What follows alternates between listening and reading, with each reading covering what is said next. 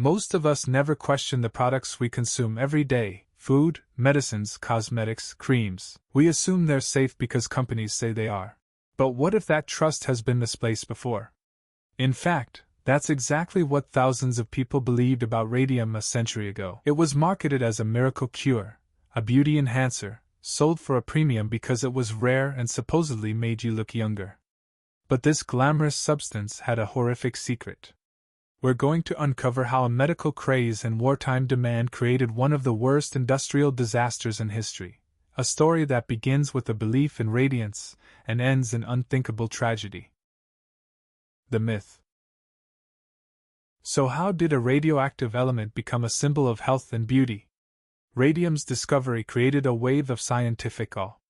It glowed with its own light, a property that seemed almost magical. But companies saw a different kind of gold. They swiftly moved to commercialize this wonder, skipping over any talk of potential dangers. Instead, they marketed radium as the ultimate vitality booster. You could find it in everything. Radium went into toothpaste, promising a brighter smile. It was mixed into face creams that claimed to erase wrinkles. Companies sold expensive tonics you were supposed to drink for energy. It was positioned as a luxury item, a rare medicine for the wealthy. Advertisements made direct promises. They said radium offered rejuvenation and eternal youth.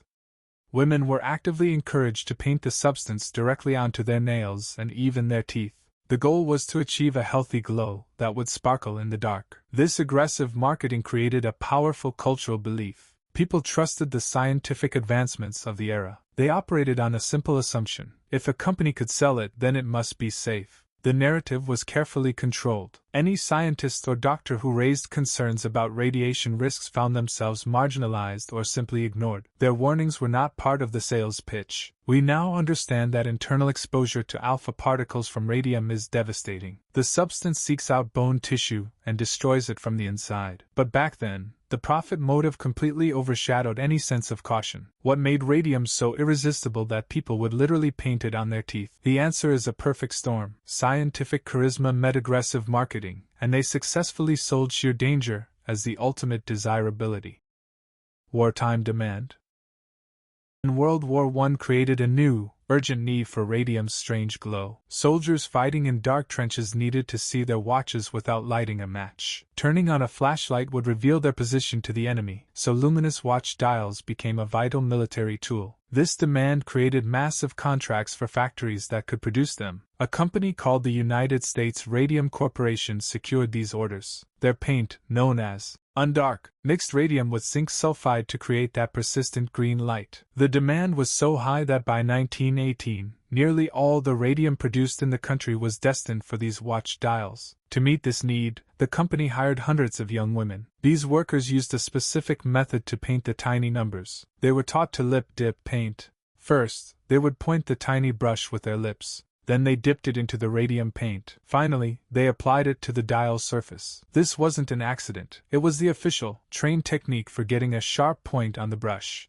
Each dial had about 12 numbers, and a painter might complete 250 dials in a single day. That adds up to thousands of brush licks per worker, every single shift. Think about that repetition. Meanwhile, the chemists working with radium in the same factory handled it with extreme care. They used protective lead aprons and special tools with long handles, demonstrating a clear awareness of the danger. This created a stark double standard. The company protected its male scientists while its female painters ingested the substance with every stroke. The factory became a perfect machine for distributing a lethal poison, all hidden behind the noble cause of supporting the troops. The women's bodies were silently accumulating a radioactive dose equivalent to thousands of chest X-rays.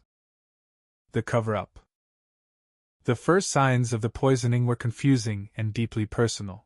The workers began experiencing severe toothaches that wouldn't go away. Their teeth started to loosen in their sockets for no apparent reason, and then they would just fall out. This terrifying affliction was actually the radium attacking their bodies. The substance behaves like calcium, so it gets deposited directly into the bones, starting with the jaw. The case of Molly Maggia became a horrific example. After a routine tooth extraction, the wound in her mouth refused to heal. It turned into a painful, oozing abscess. The radium lodged in her jawbone caused the bone to slowly die and disintegrate. It literally began to crumble away inside her gums. Her death certificate, however, told a different story. Company doctors deliberately listed the cause of death as syphilis. This was a strategic move to shame her family into silence and protect the company from any legal blame. The syphilis diagnosis was a powerful tool. It isolated the sick women, making their suffering seem like a result of a shameful personal failing rather than their work. As more workers developed the same symptoms, severe anemia, bones that fractured easily, and massive tumors growing on their hips and legs, the pattern became impossible to ignore. The women themselves began to suspect the glowing paint they worked with every day.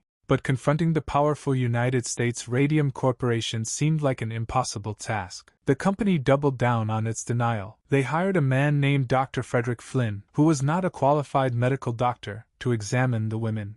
He declared them to be in perfect health, even as they were visibly deteriorating. This systematic cover-up created a group the press later called the Legion of the Living Dead, women who were visibly dying while their employer insisted everything was fine. The injustice deepened when you consider the men in the factory. The chemists and managers who handled radium wore protective lead aprons and used long-handled tools, a clear sign the company knew the dangers all along. The legal battle the Radium Girls fought set a critical precedent.